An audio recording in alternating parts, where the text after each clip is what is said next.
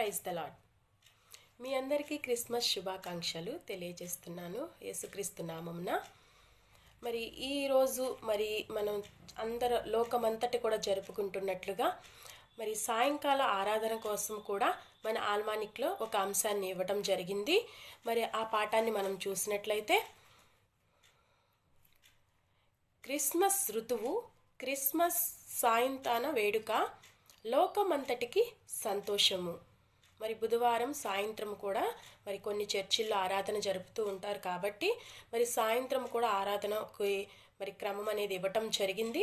అది చూసినట్లయితే మనకిచ్చిన బైబిల్ పాఠంలో చూసినట్లయితే మరి దినవృత్తాంతాలకు రాసిన మొదటి గ్రంథము 16వ అధ్యాయము 23 నుంచి 34 వచనముల వరకు, అదే విధముగా రెండవ పాఠముగా ఫిలిప్పీలకు రాసిన పత్రిక 4వ అధ్యాయము 4 నుంచి 9 వచనముల వరకు, మూడవ పాఠముగా పరిశుద్ధుడైన లూకా రాసిన సువార్త 1వ అధ్యాయము 67 నుంచి 79 వచనముల వరకు, అలాగే ఉత్తర ప్రత్యుత్తర పాఠ్యభాగముగా కీర్తనల గ్రంథము 98వ కీర్తన మరి ఆరాధన కొరకు ఇవ్వటం జరిగింది. అంశము లోకమంతటికి సంతోషము. దీని గురించి కొద్ది నిమిషాలు మనము వాక్యాన్ని ధ్యానించుకుందాము. మొదటిగా పరిశుద్ధ గ్రంథము నుండి మనకిచ్చిన సువార్త పాఠముగా పరిశుద్ధ గ్రంథము నుండి లూకా రాసిన సువార్త 1వ అధ్యాయము 67 నుంచి కొన్ని వచనాలు చదువుకుందాము. ప్రభువైన ఇశ్రాయేలు దేవుడు స్తుతింపబడును గాక. ఆయన తన ప్రజలకు దర్శనమిచ్చి వారికి విమోచన కలుగజేసెను. తన సేవకుడైన దావీదు వంశమునందు మన కొరకు రక్షణ శృంగమునుగాను, అనగా మన శత్రువుల నుండి మనలను ద్వేషించు వారందరి చేతి నుండి తప్పించి రక్షణ కలుగజేసెను. దీనిని గుర్చి ఆయన ఆది నుండి తన పరిశుద్ధ ప్రవక్తల నోట పలికించెను. మరి ఇంకా ఉందండి, కంటిన్యూ. అయితే మనం ప్రార్థన చేసుకుందాం. ప్రార్థన. మహోన్నతుడును మహాగణుడను సకల ఆశీర్వాదాలకు కారణభూతుడైన తండ్రి, పరిశుద్ధాత్మదేవ, దయగల దేవ, ఇదిగో నైనా నీ పరిశుద్ధ వాక్యమును గురించి నైనా మరి నీ సంతోషకరమైన దినమును గురించి నైనా కొద్ది నిమిషములు మేము ధ్యానించుకోవటానికి నీ పరిశుద్ధాత్మ ప్రసన్నతను మా మీద ఇవ్వమని అడుగుచున్నాం తండ్రి. వినుచున్న వారికి వినగలిగిన మనసును, గ్రహింపగలిగిన శక్తిని అనుగ్రహించి చెప్పుచుండగా నీ పరిశుద్ధాత్మ శక్తిని నా మీద ఉంచమని, అయా ఒక్కరైనా నైనా నీ మార్గంలో నడిపించడానికి అయా మీరు మాకిచ్చిన నైనా ఈ కొద్ది అవకాశాన్ని బట్టి మీకు వందనాలు చెల్లించుకుంటూ ఈ ప్రార్థన నీ సన్నిధానంలోకి చేర్చుకోమని నజరేయుడైన యేసుక్రీస్తు నామమున అడిగి వేడుకొని ప్రార్థిస్తున్నాము తండ్రి. Amen, amen, amen. అయితే ఈరోజు మనకిచ్చిన అంశము లోకమంతటికి సంతోషము. నిజమే కదండి. మనం ఇప్పుడు ఎలా ఉన్నామంటే అందరూ కొత్త బట్టలతోనూ, ఇల్లు అలంకరణతోనూ, మరి కొత్త ఇంటికి మరి లైటింగ్లు వేసి చక్కగా దగదగ మెరిసిపోతున్న మరి ఇళ్ళనే కానీ మరి వస్త్రాలనే కానీ చూస్తూ చాలామంది మరి చుట్టాలతోనే కానీ మరి బంధువులతో అందరూ కూడా ఎలా ఉన్నారంటే చాలా సంతోషంగా ఉన్నట్లు మనము చూస్తూ ఉన్నాం కదా. మరి అంత సంతోషకరమైన మరి అలాంటి మరి అందరికీ అంత సంతోషానికి కారణం ఏమిటి అంటే మనం చెప్పుకుంటూ ఉంటాం కదా, లోకమంతటికి కూడా సంతోషం అంట. ఎందుకు సంతోషము అంటే మన రక్షకుడైన యేసుక్రీస్తు ప్రభువారు మరి వచ్చుచున్నారు అని ఆనాడు భక్తులు తెలియపరిచారు. అది తెలియపరిచినప్పుడు అనేక మంది సంతోషించారు. అయితే యేసుక్రీస్తు ప్రభువారు వచ్చారు, మళ్ళీ మన మధ్య సంచారం చేశారు, మళ్ళీ తిరిగి ఆయన ఆరోహణమయ్యి మరి పైలోకానికి వెళ్ళారు, మళ్ళీ ఆయన రానై ఉన్నారు. అయితే నీ సంతోషము దేనిలో ఉన్నది? ఒకసారి ఆలోచన చేయండి. లోకమంతటికి సంతోషము అని తెలియపరుస్తున్నారు. అయితే మనకిచ్చిన మరి మొదటి పాఠం మనం చూసినట్లయితే మరి దినవృత్తాంతాల గ్రంథము 16వ అధ్యాయము 23 నుంచి 34 వచనముల వరకు మనకి మొదటి పాఠంగా ఇచ్చి ఉన్నారు. అక్కడ మనము చూస్తూ ఉంటాము, మరి యెహోవా మందసమును వాళ్ళు తీసుకొస్తూ ఉండగా దావీదుపురమునకు వాళ్ళందరూ ఏం చేస్తారంటే ఆనందముతో దావీదు గంతులు వేసినట్లు చూస్తాము, దావీదు నాట్యమాడినట్లు చూస్తూ ఉంటాము కదా. మరి మనం అక్కడ చూసినప్పుడు కూడా మరి నాట్యంతో ఎందుకు నాట్యం ఆడాడంటే తన దేవుని యొక్క మందసము వస్తుందని సంతోషంతో అక్కడ నాట్యం చేశాడంట. అది చూసిన మీకాలు నవ్వినప్పుడు మరి ఆ మేకాల యొక్క గర్భాన్ని కూడా మూసివేసినట్లు మనం చూస్తూ ఉంటాము. అంటే దేవుని మందసం అంటే దేవుడే వస్తున్నాడని వాళ్ళు ఎంతో ఆనందంతో సంతోషంతో మరి ఆనాడు ఓబేదేము ఇంటి నుండి మరి ఆ మందసాన్ని తీసుకొస్తున్న సమయంలో వాళ్ళు అక్కడ ఆనందంతో సంతోషంతో మరి రాసిన మాటలుగా మనము చూస్తూ ఉంటాము. దావీదుని గారిని చూసినట్లయితే ఆయన కీర్తనలు కూడా అన్నీ కూడా ఏమని రాస్తాడంటే మరి ఎక్కడ సంతోషము ఉన్నది అంటే మరి దేవునిలోనే సంతోషం ఉన్నదని మరి దావీదు గారు రాస్తున్నట్లు మనము చూస్తూ ఉంటాం.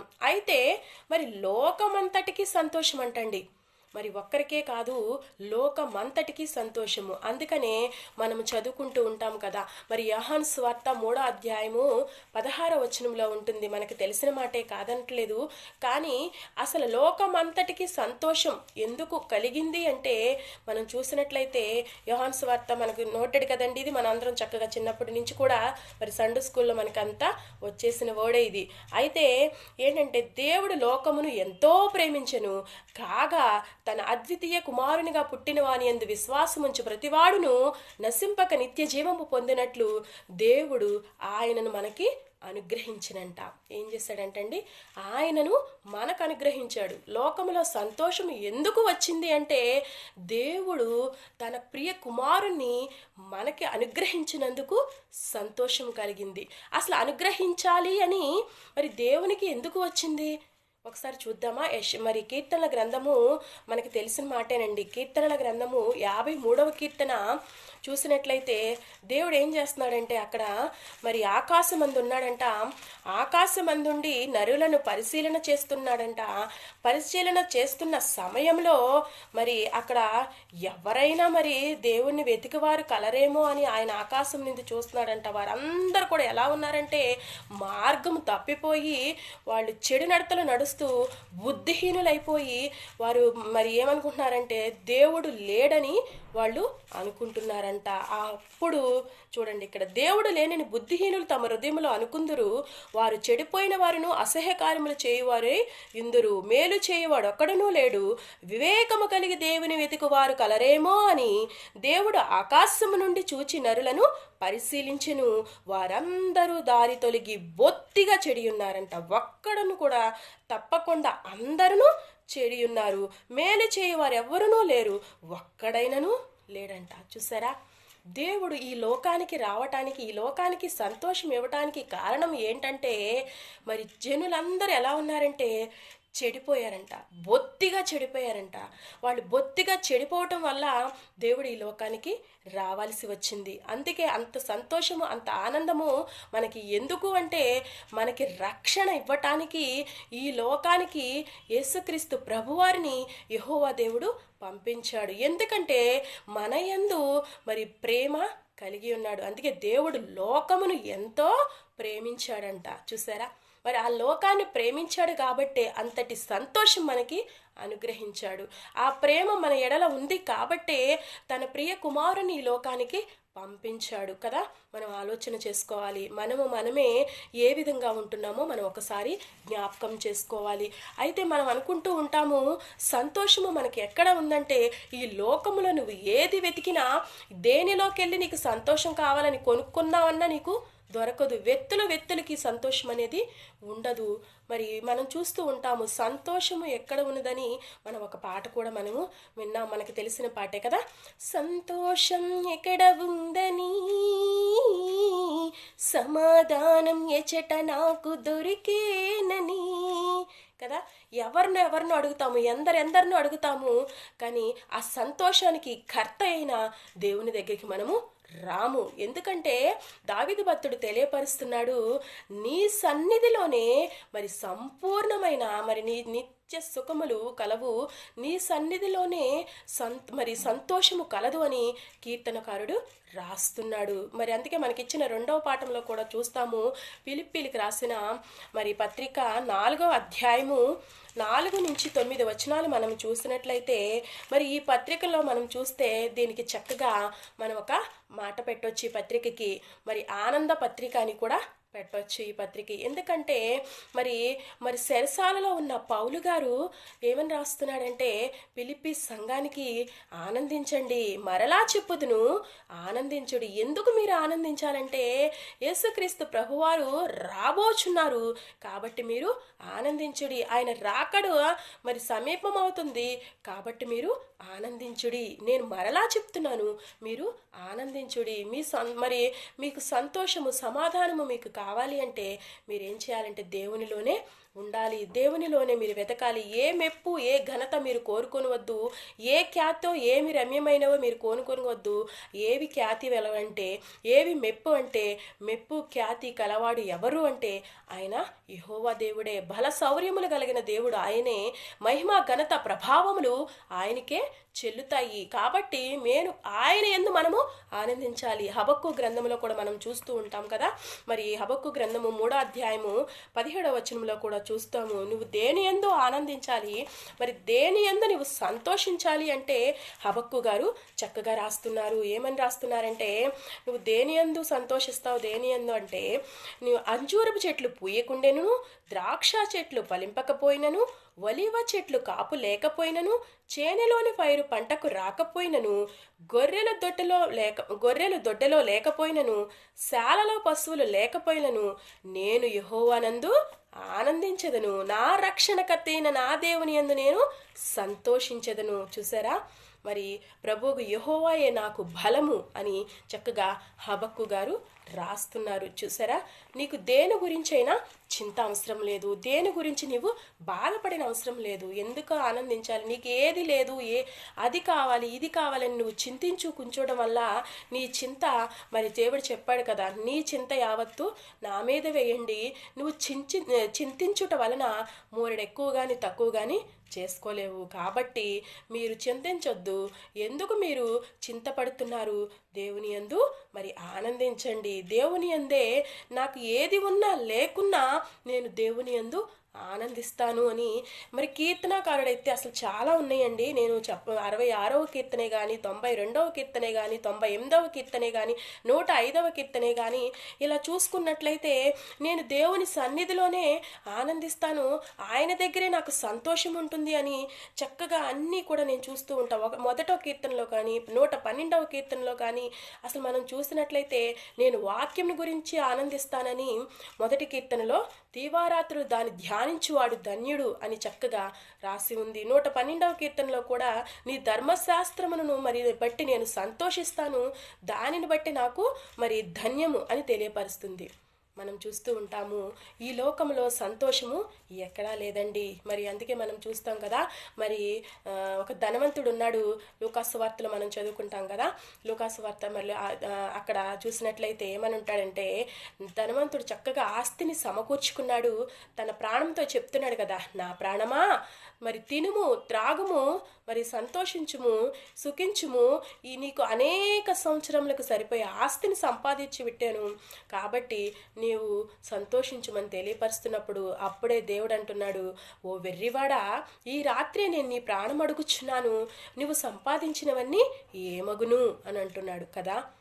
ఈరోజు నీవు దేవునిని నీ హృదయంలో చేర్చుకోకుండా, క్రీస్తుని నీవు నీ హృదయంలోకి చేర్చుకోకుండా నీకు సంతోషం ఎక్కడ వచ్చుద్ది? నీకు సంతోషం దేనిలో ఉంది? నీ వస్త్రాలలో ఉందా? నీ గృహంలో ఉందా? లేదా నీ గృహంలో ఉన్న కొత్త కొత్త వస్తువులలో ఉందా? లేదా నీకు మద్యపానంకి బానిసం అయిపోయి ఆ మద్యపాన పత్తులో నువ్వు ఏమి చేస్తున్నావో తెలియక దాంట్లోనే మునుగు తేలుతూ ఉన్నప్పుడు నీ భార్య బిడ్డలు బిడ్డలు మరి ఎంతగానో మరి ఆకలి బాధతో కానీ మరి పండగ సమయాలలో అనేక మంది అయితే ఏం చేస్తూ ఉంటారంటే మరి కొన్ని కొన్ని కుటుంబాలలో చూస్తూ ఉంటాము, కొన్ని కుటుంబాలలో సంతోషం అనేది ఉండదు. ఎందుకంటే మరి భర్త మరి భార్య గుడికి వస్తే భర్త తాగుతూ చక్కగా క్లబ్బుల్లో కానీ బారుల్లో కానీ కూర్చుని ఉంటాడు. పండగంటే చక్కగా కొంతమంది అయితే ఇక పండగ రోజని పిండి వంటలు చేసుకుంటూ కుటుంబాలలో సంతోషపడుతూ ఉంటారే కానీ దేవుని సన్నిధిలోకి వచ్చి సంతోషం పొందరు. అందుకే నీ సన్నిధిలోనే ఉందయ్యా సంతోషము, నీ సన్నిధిలోనే ఉందయ్యా ఆనందము అని దావీదు భక్తుడు ఎంత చక్కగా తెలియజేస్తున్నాడో కదా. మరి నీవు క్రీస్తుని నీ హృదయంలోకి చేర్చుకొని నీవు దేవుని ఆలయంలోకి నువ్వు వెళ్ళినట్లయితే మరి దేవుని సన్నిధిలో నీకు సంపూర్ణ నిత్య సుఖములు ఉన్నాయని దేవుడు తెలియపరుస్తున్నాడు కదా. మరి నువ్వు దేవుని సన్నిధికి వెళుతున్నావా? మరి లేదా బార్లకి వెళుతూ మరి పార్టీలకి వెళుతూ మరి బంధువులతో నీవు సమయం అంతా వ్యర్థపరుస్తున్నావేమో ఒక్కసారి ఆలోచన చేసుకో. క్రిస్మస్ వస్తూ ఉంటుంది, వెళ్ళిపోతూ ఉంటుంది. నీ హృదయంలో క్రీస్తును నీవు కలిగి ఉన్నావా?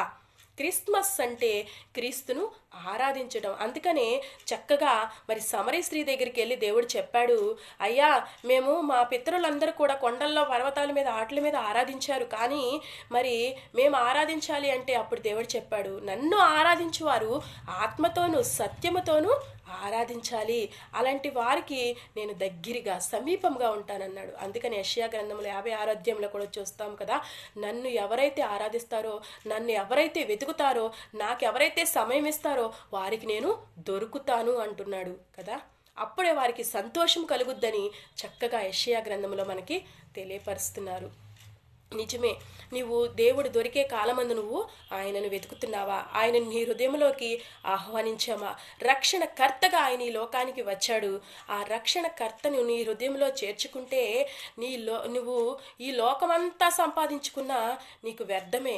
కానీ నువ్వు దేవునిని సంపాదించుకుంటే, నీ హృదయంలోకి దేవునిని నీవు ఆహ్వానిస్తే నీకు ఎక్కడ లేని సంతోషము సమాధానము ఆయన అనుగ్రహిస్తాడు.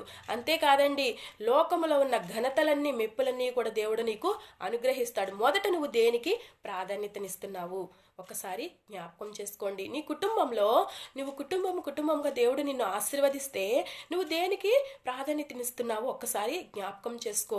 నీ కుటుంబంలో ఉన్న నీ బిడ్డలే కానీ, నీ భార్య కానీ, నీ భర్త కానీ అందరూ కలిసి క్రిస్మస్ రోజున క్రీస్తును ఆరాధిస్తున్నారా? అదే నిజమైన సంతోషము.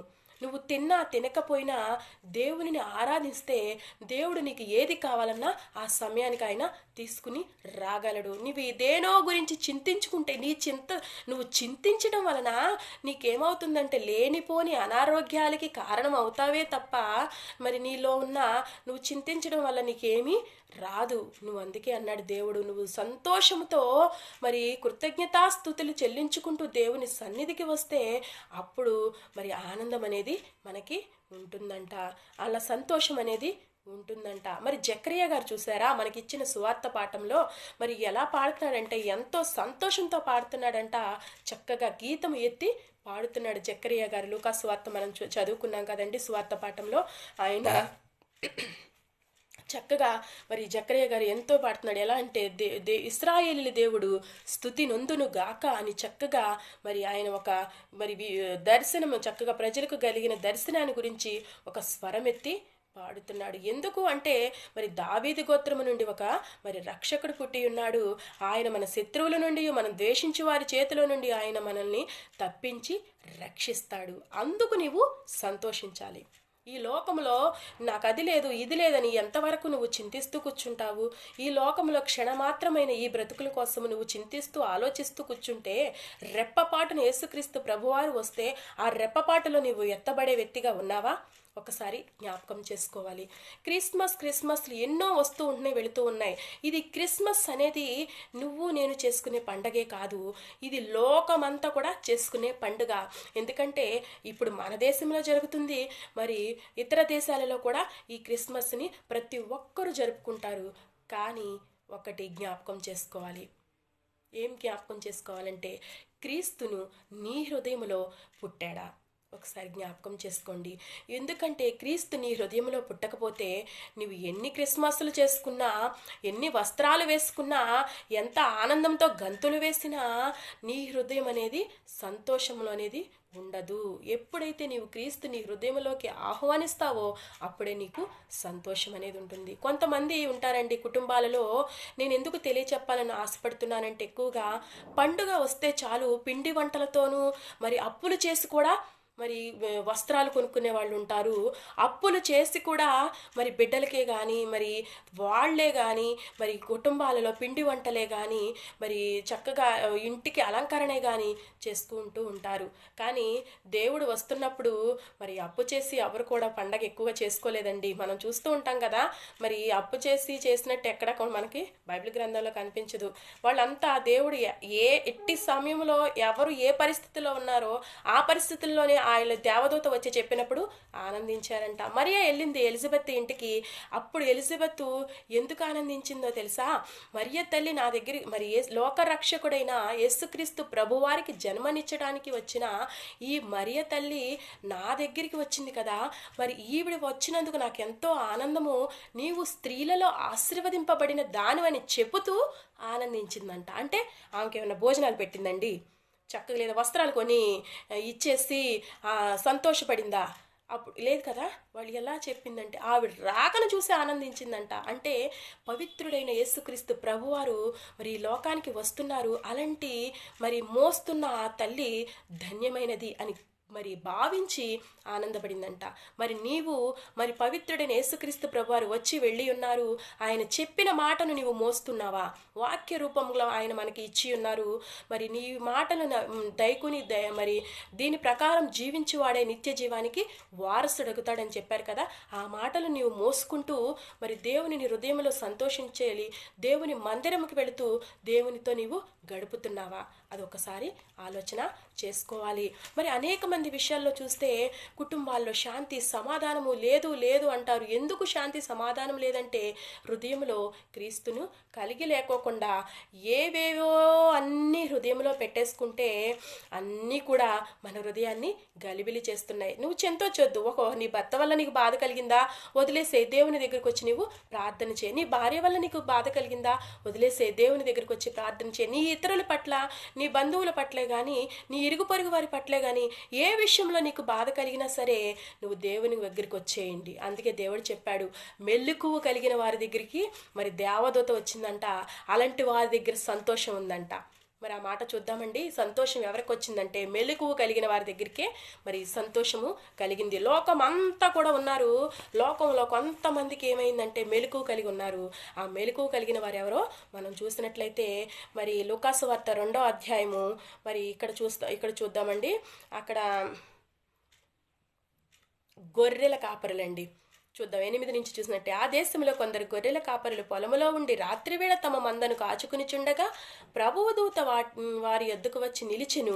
ప్రభువు మహిమ వారి చుట్టూ ప్రకాశించినందున వారు మిక్కిలి భయపడిరి. అయితే ఆ దూత, భయపడకుడి, ఇదిగో ప్రజలందరికీ కలగబోవు మహా సంతోషకరమైన సువార్తమానము నేను మీకు తెలియజేయుచున్నాను. చూసారా, వాళ్ళు ఏం చేస్తున్నారంట? రాత్రి వేళ తమ మందను కాచుకుని చున్నారంట.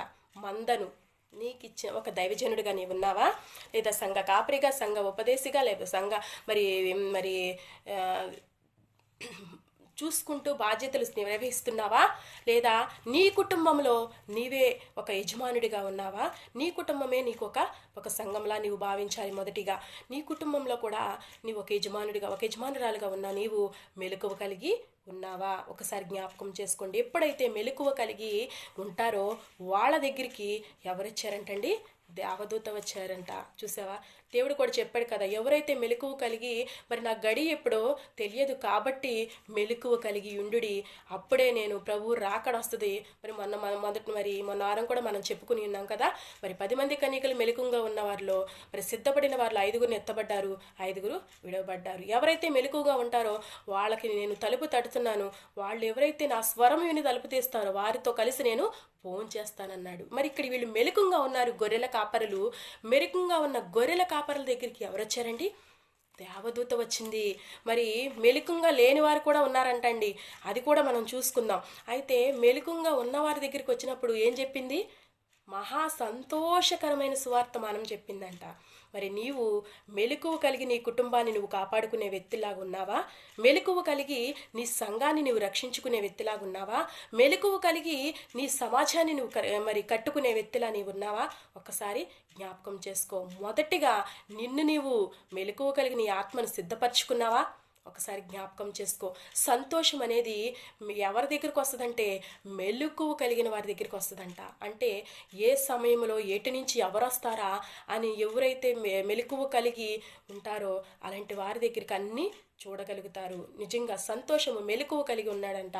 మరి గొర్రెల కాపరులు ఉన్నారంట, వారి దగ్గరికి సంతోషాన్ని మోసుకొచ్చింది మరి దేవదూత. గబ్రియేలు చక్కగా చెప్తుంది. ఏమని దూత అంటే, ఇదిగో దావీదు పట్టణమందు నేడు రక్షకుడు మీ కొరకు పుట్టి ఉన్నాడు, ఈయనే ప్రభువైన క్రీస్తు. చక్కగా ఇదిగో మీకు అభిషక్తుడు వచ్చి ఉన్నాడు, ఈయనే, మీరు ఆయనను వెళ్ళండి, ఆయనను దర్శించుకోండి అని, ఆయన వల్లే మీకు సంతోషం వచ్చుద్ది అని చెప్పంగానే గొర్రెలను అసలు అక్కడికి విడిచిపెట్టేశారంట.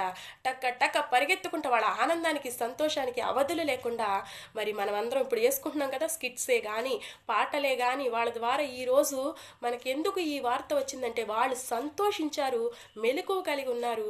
అలాంటి సంతోషం మెలకువ ఈ రోజుల్లో మనం కలిగి ఉన్నామా? ఒకసారి జ్ఞాపకం చేసుకోండి. అదేవిధంగా మరి మెలకువ లేని వాళ్ళు కూడా ఉన్నారంటండి. అయితే ఎందుకు కొందరు గొర్రెల కాపరులు అని ఇక్కడ రాసింది. ఆ దేశంలో కొందరు గొర్రెల కాపరులు అంట. అంటే కొందరే ఉన్నారా? గొర్రెల కాపరులు అంటే చాలామంది ఉంటారు కదా. దేవుడు ఏం చెప్పాడు? లోకం అంతటికీ సంతోషాన్ని ఇవ్వడానికి వచ్చాడు. మరి లోకం అంతటికీ సంతోషాన్ని ఇచ్చినప్పుడు నువ్వు ఆ సంతోషాన్ని అందిపుచ్చుకునే వారి జాబితాలో ఉన్నావా లేదా? ఒకసారి పరిశీలన చేసుకోవాలి. ఎందుకంటే కొంతమంది అయితే ఆ సంతోషాన్ని అందిపుచ్చుకుంటారు. ఇప్పుడు 10th క్లాస్ ఉందండి, లేదా మరి ఒక పబ్లిక్ ఎగ్జామ్స్ ఉన్నాయి, లేదంటే ఒక కాంపిటేటివ్ ఎగ్జామ్స్ జరుగుతున్నాయి. వాటిల్లో మరి కొంతమంది మాత్రమే వాటిని అందిపుచ్చుకుంటారు, కొంతమంది మాత్రమే దానికి మరి పొందుకుంటారు వాటి ఫలితాన్ని, కొంతమంది పొందుకోరు. అదే లోకం అంతటికి సంతోషాన్ని ఆయన ఇస్తానంటున్నాడు. మరి మొదటిసారి వచ్చాడు, లోకం అంతటికి ఇచ్చాడు సంతోషము. ఆ సంతోషము నీ హృదయంలోకి మరి నువ్వు చేర్చుకున్నావా? ఒకసారి జ్ఞాపకం చేసుకోండి. మరి కొంతమంది పాస్ అవుతారు, కొంతమంది ఫెయిల్ అవుతారు, కొంతమందికి ఉద్యోగాలు వస్తాయి, కొంతమందికి రావు. అంటే రావని మనం అంటే కాదు, కానీ ఏంటంటే నువ్వు దాని యొక్క ప్రయాసను మరి నువ్వు పడినట్లయితే దేవుడు తప్పకుండా ఏదో ఒక రోజు దాని ఫలితం అనేది నీవు అనుభవిస్తావు. కానీ మొదటిగా నీవు ప్రయాసపడుతున్నావా? అదే దేవుడు అంటున్నాడు, నేను శ్రమపడ్డాను, నేను హింసపడ్డాను, నా నిమిత్తము మిమ్మల్ని హింసించి దూషించినప్పుడల్లా మీరు ధన్యులు. ఎందుకంటారా? పరలోకమందు మీ ఫలము అధికమవుద్ది, కాబట్టి మీరు సంతోషించి ఆనందించుడి అని తెలియపరుస్తున్నాడు. మరి మత్తయి రాసిన సువార్త 5వ అధ్యాయము 11, 12 వచనాల్లో మనము ఈ వచనాలను చూస్తూ ఉంటాము కదా. మనము ఏ విధంలో దేని ఎంత సంతోషపడుతున్నామంటే, మనం క్రీస్తు నిమిత్తము మనల్ని నిందించి హింసించి దూషించి చెడ్డ మాటలెల్లా పలికినప్పుడు కూడా నీవు సంతోషించే వ్యక్తిలా ఉన్నావా? ఆనందించే వ్యక్తిలా ఉన్నావా? ఒకసారి నీవే పరిశీలన చేసుకోవాలి. అట్టి కృపను దేవుడు మనకు అనుగ్రహించాలి. సంతోషము సమాధానము ఆయన వల్ల మాత్రమే మనకి కలుగుతాయి. గలతీలకు రాసిన పత్రిక 1వ అధ్యాయము 10వ వచనంలో మనం చూస్తాము, నీవు మనుషులను సంతోషపెట్టే వ్యక్తిగా ఉంటున్నావా? దేవుణ్ణి సంతోషపెట్టే వ్యక్తిగా ఉంటున్నావా? నీవే పరిశీలన చేసుకోవాలి. మరి ఆనాడు ఇశ్రాయేలీలందరూ కూడా దుఃఖంతో వేదనతో మా కొరకు రక్షకుడు వస్తున్నాడు అని వాళ్ళు ఎంతో ఎదురు చూసినందుకు నిజముగా మరి రక్షకుడు పుట్టి ఉన్నాడు. మరి పుట్టిన వార్త తెలిసినప్పుడు వాళ్ళు ఎంతగానో సంతోషించారు. మరి ఆ సంతోషము మరి నీకు నాకు ఉందా లేదా? ఒకసారి జ్ఞాపకం చేసుకోవాలి. తెస్సలోనికి రాసిన మొదటి పత్రిక 5వ అధ్యాయము 15వ వచనంలో కూడా ఉంటుంది, ఎల్లప్పుడూ కూడా సంతోషంగా ఉండండి, మెలకువ కలిగి ప్రార్థన చేయండి. ఇలా మెలకువ కలిగిన గొర్రెల కాపరుల దగ్గరికి మరి దూత వచ్చింది, వారిలోనే సంతోషం ఉంది. అదేవిధంగా మనం చూసినట్లయితే మరి ప్రభు రాకడ వరకు కూడా మనము సంతోషం కలిగి జీవించాలి. సంతోషం ఎక్కడుందంటే మరి వారికి పొలంలో ఉందంట. మరి సంతోషం ఎక్కడ ఉందంటే మెలకువలో ఉందంట. సంతోషం ఎక్కడ ఉన్నదంటే నీవు ఎప్పుడైతే ప్రేమ కలిగి ఉంటావో ఆ ప్రేమలో కూడా సంతోషం ఉందంట. నీకు సంతోషం ఎక్కడ ఉందంటే నిందలలో, హింసలలో, బాధలలో కూడా నీకు సంతోషం ఉందంట. పౌలు నిందలలో, బాధలలో ఖైదీగా ఉన్నప్పుడు సంతోషించు చక్కగా సంఘాలకి మరి లేఖలు, పత్రికలు రాశాడండి. అలాంటి సంతోషము ఉన్నదా ఒకసారి మనము పరిశీలన చేసుకోవాలి. ఎందుకంటే సర్వలోకము కూడా దేవుని యొక్క రాకకు సంతోషించిని అంట. సర్వ సృష్టి కూడా ఆకాశమే కానీ భూమే కానీ భూమిలో ఉన్న సమస్త జీవరాశులే కానీ మరి భూమి మీద ఉన్న సృష్టి యావత్తు కూడా దేవుని రాకకు సంతోషించి అంట. అందుకే దావీదు కీర్తనలో మనం 96వ కీర్తనలో 11వ వచనంలో చూస్తాము, మరి సృష్టి సంతోషించుచున్నది అని చక్కగా రాస్తూ ఉన్నాడు. యెషయా గ్రంథం 35వ అధ్యాయము 1వ వచనంలో చూస్తాము, అరణ్యమును ఎండిన భూమియు సంతోషించును. చూసారా, మరి అరణ్యం సంతోషిస్తుందంట, ఎండిపోయిన భూమి కూడా సంతోషిస్తుందంటండి. దానిలో జీవం లేదు, అలాంటి జీవము లేనివి కూడా దేవుని సంతోషిస్తున్నాయి అంట. మరి చక్కగా మనం ఎందుకు సంతోషించాలి అంటే ఈ క్రిస్మస్ దినము దేవుడు ఏర్పాటు చేశాడు. మరి కీర్తనల గ్రంథము 118వ కీర్తన 24వ వచనంలో చూస్తాము, ఇది యెహోవా ఏర్పాటు చేసిన దినము, దీని యందు మనము ఉత్సహించి సంతోషించదము అని చక్కగా మరి దావీదు భక్తుడు తెలియపరుస్తున్నాడు. ఇది ఎవరు ఏర్పాటు చేసిన దినం అంటండి? మరి యెహోవా ఏర్పాటు చేసిన దినము, దీని యందు మనము ఉత్సహించి సంతోషించదమని తెలియపరుస్తున్నాడు. అందుకే జకరియా గారు రాస్తున్నారు, మరి సియోను వాసులారా, యెరూషలేము మరి నివాసులారా, మీరు బహుగా ఆనందించుడి, బహుగా ఉల్లసించుడి, నీ రాజు నీతిపరుడిగా వస్తున్నాడు, రక్షణ వస్త్రమును వేసుకుని వస్తున్నాడు, కాబట్టి నీవు సంతోషించుము అని తెలియపరుస్తున్నాడు. అయితే మరి యేసుక్రీస్తు ప్రభువారు రాక మరి దగ్గరగా అతి సమీపంగా ఉంది కాబట్టి ఆ రాకను నీవు అందిపుచ్చుకునే వ్యక్తిగా ఉన్నావా లేదా ఒకసారి, మరి ఆ రాక కోసం నీవు ఎదురు చూసే వ్యక్తిలా ఉన్నావో లేదో ఒకసారి పరిశీలన చేసుకోవాలి. అది మనం నిరీక్షణ కలిగి మరి అలాంటి రాకను మనం ఎదుర్కొనే బిడ్డలుగా ఉన్నామా లేదా ఒకసారి మనం పరిశీలన చేసుకోవాలి. రోమాపత్రిక 12వ అధ్యాయము 11వ వచనంలో ఉంటుంది, నిరీక్షణకరమైన మరి అంటే సంతోషించి ఆనందించాలంట. మరి ఎందుకంటే మరి శ్రమ యందు ఓర్పు యందు మరి శ్రమ అలా ఆ వాటిలో యందు మనకి నిరీక్షణ కలుగుద్ది. ఆ నిరీక్షణలో నుంచే మనకు వచ్చేది ఏంటంటే సంతోషము. ఇప్పుడు నిరీక్షిస్తున్నాము, రేపు సంతోషిస్తాము. ఆయనతో కూడా మనం ఎత్తబడితే కంపల్సరిగా సంతోషిస్తాము. అలాంటి కృప మనకి రావాలని మనము కోరుకోవాలి. అందుకనే మనకిచ్చిన మరి చాలా రిఫరెన్స్లు ఉన్నాయి, కానీ అండి మనకైతే సమయం అయితే తక్కువగా ఉంది కాబట్టి చెప్పలేకటానికి కొద్ది సమయం పడుతుంది. అయితే మనం చూసుకున్నట్లయితే మరి కొందరు గొర్రెల కాపర్లకి దగ్గరికి వచ్చింది, కొందరు గొర్రెల కాపర్ల దగ్గరికి రాలేదని చెప్పే కదా. ఎందుకు రాలేదు అంటే ఆ కాపర్లు ఎలా ఉన్నారు అంటే ఒకసారి మనం చూసుకుందామంటే యెషయా గ్రంథము 56వ అధ్యాయము 8వ వచనం చూసినట్లయితే,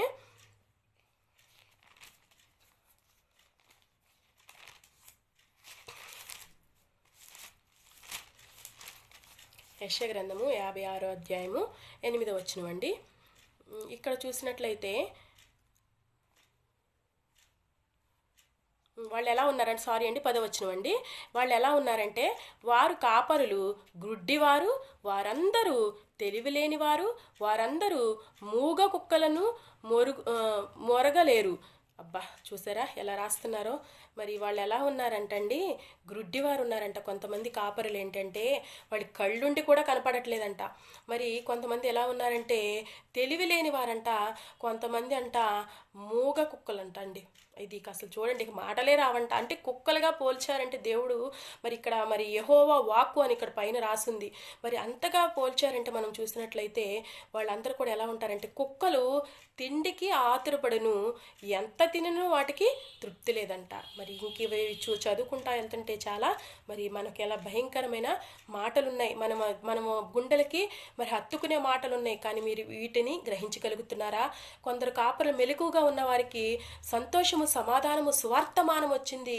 మరి సంతోషకరమైన సువార్తమానం నేను మీకు తెలియజేయుచున్నానని గాబ్రియేలు దూత వచ్చి చెప్పింది. ఈగో కొందరు కాపరులు ఉన్నారంట. వారి కాపరులు కొంతమంది ఎలా ఉన్నారంటే తిండిబోతులుగా ఉన్నారంట, కొంతమంది మరి మోగ కుక్కలుగా ఉన్నారంట, కొంతమంది అయితే తెలివిలేని వారిగా ఉన్నారు, కొంతమంది గ్రుడ్డివారిగా ఉన్నారు, వారికి ఇష్టమైనట్టుగా అట్లా ఉన్నారు. వాళ్ళంటి వారి కాపరుల దగ్గరికి సంతోషము సమాధానము ఎక్కడి నుంచి వస్తుందండి? ఆలోచించండి ఒక్కసారి. నువ్వు ఇలా ఉన్నావా? ఈ సంతోషము సమాధానాన్ని నీకు రావాలి అంటే ఇవన్నీ నీ హృదయంలో పెట్టుకుంటే నీకు సంతోషము ఎలా వస్తుంది, సమాధానం ఎలా వస్తుంది? ఒకసారి ఆలోచించండి. మెలకువ కలిగి నీవు ఉంటున్నావా? నీ దగ్గరికి మరి దేవదూత వచ్చి సంతోషంగా చెప్పింది. అదే మత్తయి సువార్త 2వ అధ్యాయం 8వ వచనంలో మనం కూడా చూస్తూ ఉంటాము. అక్కడ అత్యానంద భరితులయ్యారంట మరి జ్ఞానులు. పదవచనం అండి. వారు ఆ నక్షత్రమును చూసి అత్యానంద భరితుల ఇంటిలోకి వచ్చి తల్లి అయిన మరియను ఆ శిశువును చూచి సాగిలపడి ఆయనను పూజించి తమ బట్టలు విప్పి బంగారమును సాంబ్రాణిని బోళమును కానుకలుగా ఆయనకు సమర్పించిరి. చూసారా మరి వాళ్ళు ఎలా ఉన్నారంట? మరి జ్ఞానులు. అసలు వాళ్ళు చూడండి, ఈ లోక జ్ఞానము వెర్రితనమని చెప్తున్న దేవుడు లోకములో నుంచి వెర్రి వారిని మరి ఏర్పరచుకుంటున్నానంటున్న దేవుడు మరి చూడండి, జ్ఞానులే వెళ్ళి దేవుని ముందు నమస్కరించారు. వారు ఆ ఇంటిలో ప్రవేశించినప్పుడు ఎక్కడండి వాళ్ళకి ఎప్పుడు ఆనందం కలిగింది, వారికి ఎప్పుడు సంతోషం కలిగిందంటే ఆ ఇంటిలో ఎప్పుడైతే ప్రవేశించారో ఆ ప్రవేశించినప్పుడు వారు అత్యానంద భరితులయ్యారంట. అత్యానంద భరితులయ్యప్పుడు ఆయన చక్కగా వాళ్ళు సాగిలు పడిపోయారు దేవుని యందు. ఇక అయ్యా, మా జ్ఞానం ఈ లోకములో ఉన్నదానికంతా వ్యర్థము, మేమెంత జ్ఞానము సంపాదించినా దానివల్ల మాకు సంతోషం లేదు, కానీ నిన్ను చూసినాక మాకు సంతోషం వచ్చింది అని చెప్పి వాళ్ళు ఏం చేశారంటే యేసుక్రీస్తు బాలుడైన యేసుక్రీస్తు ప్రభువారి ముందు వారు సాగిలి పడిపోయారంట. చూసారా? నీవు ఏ విషయంలో జ్ఞానంగా ఉన్నావని విర్రబీకుతున్నావా? ఆస్తి ఉందని నువ్వు మరి విచ్చలవిడితనంతో నువ్వు నీకున్న ఆస్తినంతా మరి ఏ విషయంలో వేసెల చేతనే కానీ ఇప్పుడు లోకంలో అదే విధంగా ఉన్నారండి. లేదంటే మరి తాగుడికే బానిసైపోతున్నావా? మరి కుటుంబాలని నువ్వు చూసుకోకుండా మరి ఏ విషయంలో అయితే నువ్వు మరి దొంగతనాలే కానీ వాటిల్లో కానీ ఏటిల్లో మీకు సంతోషం ఉంది. మరి పూర్వకాలంట దోపిడీ సొమ్ము తెచ్చుకుని పంచుకునేటప్పుడు కూడా వాళ్ళు సంతోషపడేవాళ్ళంట. మరి పాత నిబంధనలు మన గ్రంథంలో చూస్తే చక్కగంట దొంగతనాలకు వెళ్ళొచ్చి ఆ సొమ్మునంతా తెచ్చేసుకుని వాళ్ళంతా పంచుకుంటారంట. పంచుకున్నప్పుడు కూడా సంతోషపడేవాళ్ళంట. నువ్వు దేనిలో సంతోషపడుతున్నావు ఒకసారి ఆలోచన కలిగి ఉండు. క్రీస్తు రాకడ అతి సమీపమైంది. ఆయన వచ్చినప్పుడు నీవు ఎత్తబడే బిడ్డగా ఉంటున్నావా? ఒకసారి నీవే పరిశీలన చేసుకోవాలి. అయితే మనకు పేతురు రాసిన పత్రికలో కూడా ఉంది. అయితే ఇంకొక మాట మాత్రం నేను చదివి మీకు ముగించాలని ఆశపడుతున్నాను. మరి హెబ్రీలకు రాసిన పత్రిక చూసినట్లయితే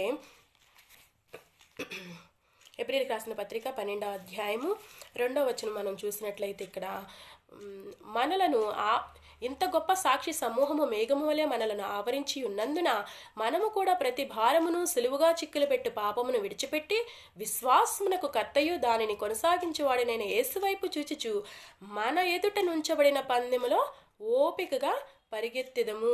చూసారా? అప్పుడేమవుద్దంటే ఆయన మన ఎదుట ఉంచబడిన ఆనందము కొరకై అవమానమును నిర్లక్ష్యపెట్టి సిలువను సహించి దేవుని సింహాసనము యొక్క కుడి పార్శ్వమున ఆసనుడై ఉన్నాడు. చూసారా? యేసుక్రీస్తు ప్రభువారు ఈ లోకానికి వచ్చారు. ఎందుకు వచ్చారంటే నీకు నాకు సంతోషం ఇవ్వటానికి వచ్చారు.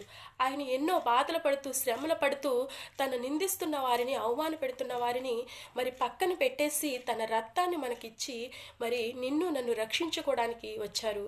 అలాంటి యేసుక్రీస్తు ప్రభువారి కోసము మనం విశ్వాసముతో ఆయన వైపు చూస్తున్నామా? ఆయన అన్నాడు చూడండి, ఆయనకంట ఆనందం అంట ఆయనకి ఎంతో ఆనందం అని కూడా ఉందని ఆనందము కొరకై అవమానమును నిర్లక్ష్య పెట్టాడంటండి. ఆయన ఎంతగా అవమానించామో కదా ఈ లోకానికి వచ్చినప్పుడు. ఆయన ఎంతగా అవమానించాం మనం. మరి దెబ్బలతో కానీ కత్తులతో మరి పొడిచారంట, బళ్ళలతో గుచ్చారు, ఆయనని మొహం మీద ఉమ్మ వేశారు, ఆయన వస్త్రాలను తీసేసుకున్నారు. ఆయన సిలువలో మరి ఎలా ఉంచారంటే సొగసైన స్వరూపమైన లేకోకుండా ఆయనని ఆ విధంగా మరి ఉంచినప్పుడు మనము అలాంటి చూడనొల్లని వాడిగా మన కోసుకు ఆయన తన రూపాన్ని కోల్పోయాడు. అందుకే అయినప్పటికీ కూడా తన అవమానాన్ని నిర్లక్ష్య పెట్టేసి ఆయన ఒక మాట చెప్తున్నాడు, సహించాడు. సిలువను కూడా సహించి దేవుని సింహాసనం యొక్క కుడి పార్శ్వమున ఆసీనుడై ఉన్నాడంట. మరి నీవెలా ఉన్నావు? ఒకసారి ఆనందంగా యేసుక్రీస్తు ప్రభువారు ఈ లోకానికి మన కొరకు మరి ఆ శ్రమలన్నీ భరించాడు. మరి నువ్వు భరిస్తున్నావా? దేవుడు చెప్పాడు కదా, నేను వచ్చే వరకు కూడా మీరు ఓపికత కలిగి మెలకువ కలిగి ప్రార్థనలో పట్టుదల కలిగి మరి దేవుని యందు మరి విశ్వాసం ఉంచి మరి నీవు ముందుకు కొనసాగించినట్లయితే నీకు సంపూర్ణమైన సంతోషము నిత్య సుఖము ఆయన సన్నిధిలో ఆయన కుడి చేతిలో ఉన్నాయి కాబట్టి అవి నీకు అనుగ్రహిస్తబడతాడు. కాబట్టి నువ్వు ముందుగా దేవుని కొరకు నువ్వు ప్రయాసపడే వ్యక్తిలా ఉన్నావా? ఒకసారి పరిశీలన చేసుకుంటూ మరి మనము క్రిస్మస్లు చేసుకుంటూ వెళుతున్నాము వస్తున్నాము, కానీ ఒకసారి మనమే పరిశీలన చేసుకోవాలి. మరి మనకిచ్చిన మరి మధ్యాహ్న కాల పాఠం కూడా చూసినట్లయితే మరి నేను రెండు మాటలు చెప్తానండి. మధ్యాహ్న కాల పాఠం కూడా మరి ఇచ్చి ఉన్నారు.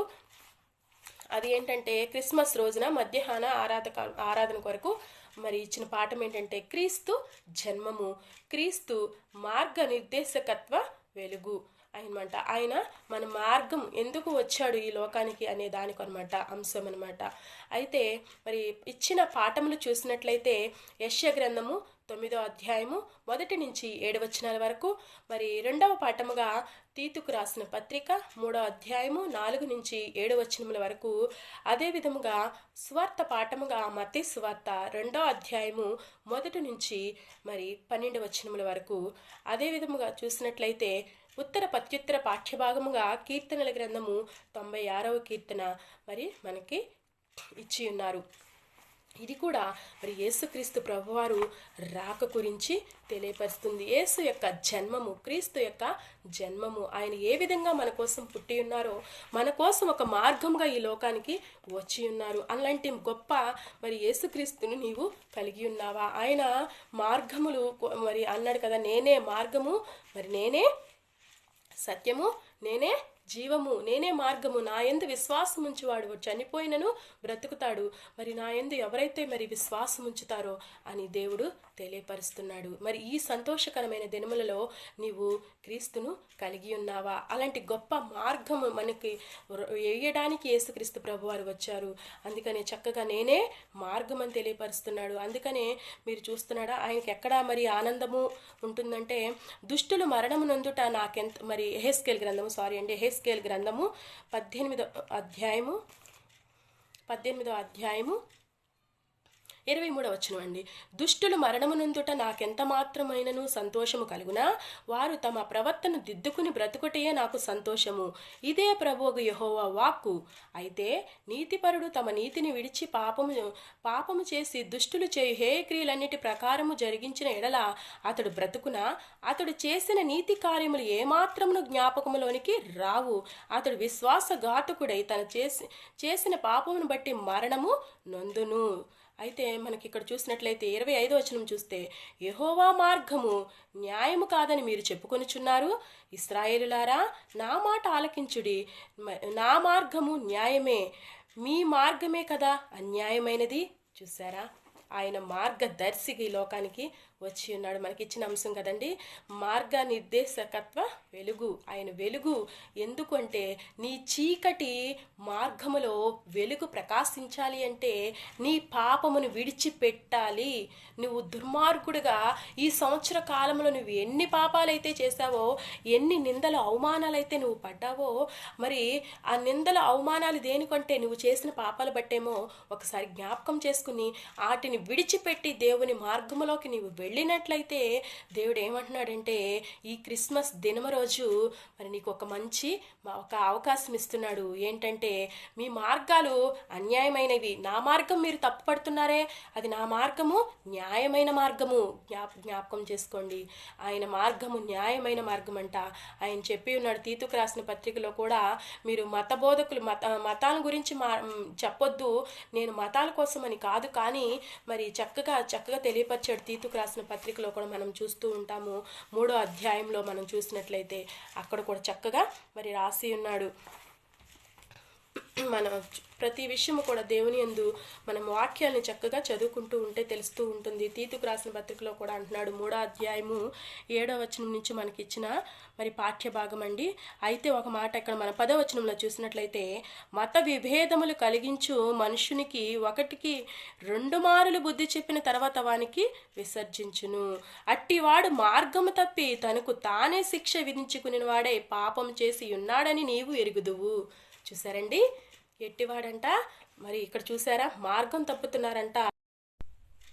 ప్రతివాడు కూడా మార్గం తప్పి తిరుగుతున్నాడని తెలియపరుస్తున్నాడు. కాబట్టి మీ పాపమును మరలి నా దగ్గరికి వస్తే సంతోషం ఉంటుంది. ఈ సంవత్సర అంతంలో ఉన్న నీవు నీ పాపాన్ని విడిచిపెట్టి దేవునిలోకి వెళితే నీ సంతోషం ఉంటుంది.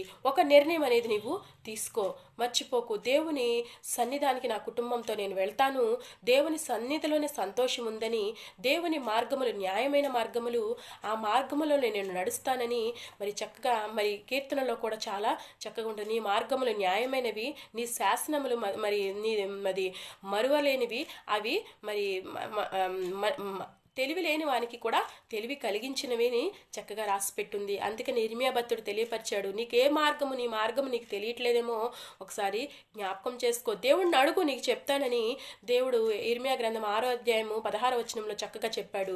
యెహోవా ఇలాగు సెలవిచ్చుచున్నాడు, మార్గములలో నిలిచి చూడుడి, పురాతన మార్గముల గురించి విచారించుడి, మేలు కలుగు మార్గం ఏది అని అడిగి తెలుసుకుని అందులో నడువుడి, అప్పుడు మీకు ఏం కలుగుద్దంట? నెమ్మది కలుగుద్దంట. మరి అలాంటి నెమ్మది నువ్వు పొందుకోవాలి అంటే నువ్వేం చేయాలంటండి, నీకు మంచి మార్గం ఏది అని నువ్వు దేవుణ్ణి అడగమంటున్నాడు. మరి నువ్వు అడుగుతున్నావా? అడిగే వ్యక్తిలా ఉన్నావా? ఈ సంవత్సరాంతంలో నీవు ఉన్నావు, ఈ మరి చివరి కాలంలో నువ్వు ఈ దేవుడు నీకు ఇచ్చాడు అంటే నీవు కృతజ్ఞత కలిగి దేవుని సన్నిధికి నీవు కుటుంబాలుగా వెళుతున్నావా? మనకి రాబోయే ఆదివారం కూడా, మరి చివరి ఆదివారం కూడా కుటుంబ ఆదివారం ఉంది. మరి నీ ఆ సన్నిధిలో, దేవా నాకు ఈ సంవత్సరం అంతా కూడా నువ్వు నన్ను, నా కుటుంబాన్ని నువ్వు కాచి భద్రపరిచావు కాబట్టి ఈ ఆదివారము నా కుటుంబంతో కలిసి నేను దేవుణ్ణి మహిమపరుస్తాను, దేవుణ్ణి ఆరాధిస్తాను, దేవునిలో ఉన్న సంతోషాన్ని నేను అనుభవిస్తాను అని మరి చివరి నిమిషంలో వచ్చిన వారికి కూడా దేవుడు అదే కూలి ఇచ్చాడు కదా. మరి ఆలోచించు. మరి ఈ సమయం నీకు దేవుడు మరి చెప్తున్నాడు, మొదటి పొద్దున వెళ్ళిన కూలికి ఒప్పుకున్న ఆ కూలే ఇచ్చాడు, చివరి నిమిషంలో వెళ్ళిన అదే కూలి ఇచ్చాడు కదా.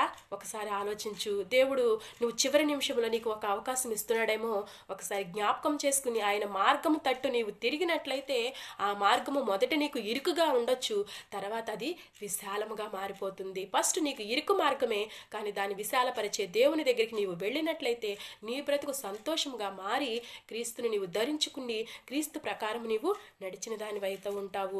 అలాంటి సంతోషం మనకు ఉండాలి అంటే మనకు అనుగ్రహించబడ్డాడు. మరి చక్కగా యెషయా గ్రంథం 1వ పాఠం మనకి ఇచ్చారు కదా. మరి 9వ అధ్యాయంలో కూడా చూస్తూ ఉంటుంది. అక్కడ చీకటిలో నడిచి జనులు గొప్ప వెలుగు చూచుచున్నారు, మరణఛాయలు గల దేశ నివాసుల మీద వెలుగు ప్రకాశించును, నీవు జనులను విస్తరించజేసినప్పుడు వారి సంతోషమును వృద్ధిపరుచుచున్నావు. 9వ వచనం చూసినట్లయితే, ఏలయనగా మనకు శిశువు పుట్టెను, మనకు కుమారుడు అనుగ్రహింపబడెను, ఆయన భుజము మీద రాజ్యభారమును, ఆశ్చర్యకరుడు, ఆలోచనకర్త, బలవంతుడైన దేవుడు, నిత్యుడగు తండ్రి, సమాధానకర్త యగు అధిపతి అని అతనికి పేరు పెట్టబడెను. చూడండి, అట్టి కృప మనకి ఇలాంటి ఆశీర్వాదాలు మనకి రావాలి అంటే దేవుని యొక్క కృపకు మనం పాత్రలమవుతూ ఆయన రక్షణను మన హృదయంలో ఆహ్వానించుకుంటూ ఆ యేసుక్రీస్తు ప్రభువారు రాక అతి సమీపంగా ఉంది కాబట్టి మరలా చెప్తున్న మీరు ఆనందించండి. ఆయన దొరుకు కాలమంది మీరు ఆయనను గట్టిగా పట్టుకోండి, ఆయనను విడిచిపెట్టకండి, ఆయన మీ హృదయంలోకి ఆహ్వానించండి. ఎప్పుడైతే మీ హృదయాల్లోకి మీరు ఆహ్వానిస్తారో అట్టి సంతోషం అనేది మీకు చక్కగా దొరుకుద్ది. ఈ లోకంలో ఎందెందు వెతికినా, ఎక్కడెక్కడ తిరిగినా సంతోషము ఉండదండి. ఎక్కడ ఉంటుంది సంతోషం అంటే ఆయన సన్నిధిలోనే సంతోషం ఉంటుంది. నీవు మెలకువ కలిగి ప్రార్థన చేస్తూ నువ్వు నీ కుటుంబాన్ని రక్షించుకునే వ్యక్తిలాగా నీవు ఉన్నావా? దేవుడు అంటున్నాడు, ఒక్క గడి అయినా మీరు మెలకువగా ఉండలేరా అని మరి తన చివరి యాత్ర ప్రయాణంలో శిష్యులతో తెలియపరుస్తున్నాడు. మరి మీరైనా ఈ చివరి రోజుల్లో అయినా మీరు మెలకువ కలిగి ప్రార్థన చేసి, ప్రభువా మేము తెలియక చేశాము, రాబోయే ఉగ్రతను మమ్మల్ని తప్పించి నీ రాకడ మమ్మల్ని సిద్ధపరిచి ప్రభువా అని ప్రార్థించే వ్యక్తిలాగున్నావా? ఒకసారి జ్ఞాపకం చేసుకోండి. మరి ఈ వీడియో అయితే ఎక్కువ అయిపోతుంది కాబట్టి నేను ఇంకా మనకి మార్గం గురించి అనేక రిఫరెన్స్లు ఉన్నాయి. దయతో మరి కొద్ది మాటలే నేను మీ ముందు ఉంచాలని ఆశపడుతున్నాను. మరి మీ అందరికీ నిండారుగా క్రిస్మస్ శుభాకాంక్షలు. మరి క్రీస్తు యొక్క జన్మదిన సంతోషంలో మీరందరూ మీ హృదయాల్లో క్రీస్తు జన్మించాలని, నా హృదయంలో క్రీస్తు ఆనందం కలగాలని, ప్రతి ఒక్క కుటుంబంలో కూడా మరి అందరి కుటుంబాల గురించి మనం ప్రార్థించే వ్యక్తుల్లా ఉండాలని కోరుకుంటూ మరి కొద్ది మాటలు యేసుక్రీస్తు నామమున మరి మీకు తెలియజేయడానికి మీ ముందుకు వచ్చి ఉన్నాను. ఈ మాటల్లో దయతో తప్పులుంటే క్షమించమని కోరుకుంటూ నజరేయుడైన యేసుక్రీస్తు నామమున ఈ మాటలు ముగిస్తున్నాను. Praise the lord, praise the lord, praise the lord.